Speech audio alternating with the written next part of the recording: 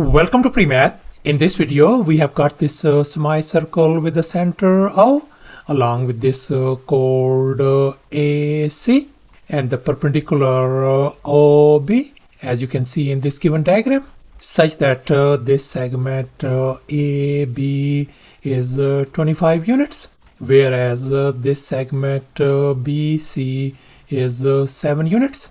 And now our task is to calculate the area of this green shaded triangle AOB. Please don't forget to give a thumbs up and subscribe. And please keep in mind that this figure may not be 100% true to the scale. Let's go ahead and get started. And here's our very first step. I'm going to label this radius AO as lowercase r.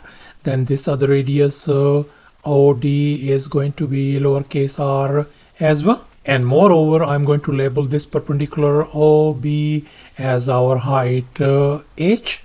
And now, since we are interested in calculating the area of this green shaded triangle AOB, and now let's recall the area of a triangle formula. Area is always equal to a half times base times the height.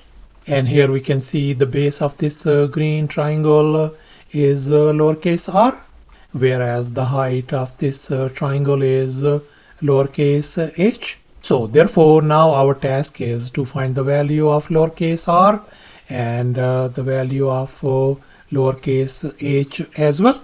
And now we are going to draw some auxiliary lines to make our job simpler.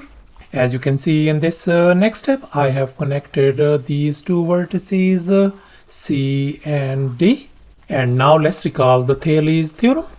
According to this theorem, if A, C, and D are three distinct points on the very same circle, and the line AD is the diameter, then the angle ACD is a right angle. In other words, the ACD angle is going to be 90 degrees. So no wonder this angle ACD is going to be our 90-degree angle, since the points A, C, and D lie on the very same circle, and moreover AD is the diameter. And now let's make an observation. We can see this whole side AC length is going to be the sum of these two individual lengths, 25 and 7. So therefore this AC length is going to be 32 units. And now let's assume alpha and beta are our two complementary angles. In other words, the sum of these two angles, alpha plus beta, must be equal to 90 degrees. Let's assume that this is our angle alpha, and we know in this green shaded triangle, this is our 90-degree angle. So therefore, this angle has got to be our angle beta. And now let's focus on this big right triangle ACD. If this angle is alpha, this is our 90-degree angle. So therefore, this angle has got to be our angle beta. So therefore, we conclude that these two right triangles ACD and the other right triangle AOB are our similar triangles according to angle-angle similarity theorem. And here we can see this big right triangle ACD, whereas this other triangle AOB is our green shaded triangle. And since these two triangles are similar, so therefore we are going to have a proportion. In other words, the ratio of the side lengths AC and AD is going to be equal to the ratio of the side lengths AO and the side length AB. And now let's focus on this side AC, and we can see our this AC length is 32 units. So I'm going to replace that one with 32. And now let's focus on this denominator AD.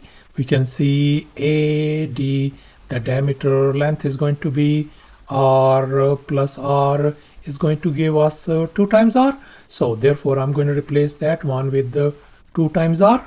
And now let's focus on this AO length. AO length is simply the radius lowercase r. So I'm going to replace that one with lowercase r. And finally, this AB length is going to be 25 units. So therefore, I'm going to replace that one with 25 over here. So therefore we can write this thing as 32 divided by 2 times r is going to be equal to r divided by 25. And now we can see 32 and 2 reduced to 16 divided by 1. So therefore I can write 16 divided by lowercase r equal to r divided by 25.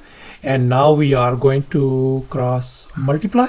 So therefore if we cross multiply, that is going to give us r times r is going to be r square equals to 400. And now I'm going to undo this square by taking a square root on both sides. So therefore we can see this square and square root is gone. So therefore our lowercase r value turns out to be 20 units. So therefore our this lowercase radius r value turns out to be 20, and this one 20 as well. And now let's focus on this green shaded triangle AOB, and we are going to apply the Pythagorean theorem on this triangle. And here's our Pythagorean theorem: a square plus b square equal to c square. And in our case our hypotenuse is 25, whereas our two other legs are 20 and lowercase h. Let's go ahead and fill in the blanks. So we got h square plus 20 square is going to be equal to 25 square. Let's simplify. We got h square plus 400 is going to be equal to 625. And now we are going to subtract 400 from both sides. This is gone. So therefore h square value turns out to be 225. I'm going to undo this square by taking a square root on both sides. So therefore our lowercase h height turns out to be 15 units. So thus our lowercase h value turns out to be 15 units. And we could have used the Pythagorean triplets as well instead of Pythagorean theorem. Our Pythagorean triplets are 3, 4 and 5. And if we multiply all these triplets by 5 across the board, then our new sets of Pythagorean triplets are going to be 15, 20 and 25. So therefore we could also figure out h value 15 by using the Pythagorean triplets as well. And here's our final step. Now we are going to calculate the area of this green shaded triangle AOB. And now let's recall the area of a triangle formula once again. Area is equal to a half times base times the height. And in our case, the base of this green shaded triangle is 20, whereas the height of this triangle is 15. So therefore, green shaded triangle AOB area is going to be a half times the base is 20 times the height is 15.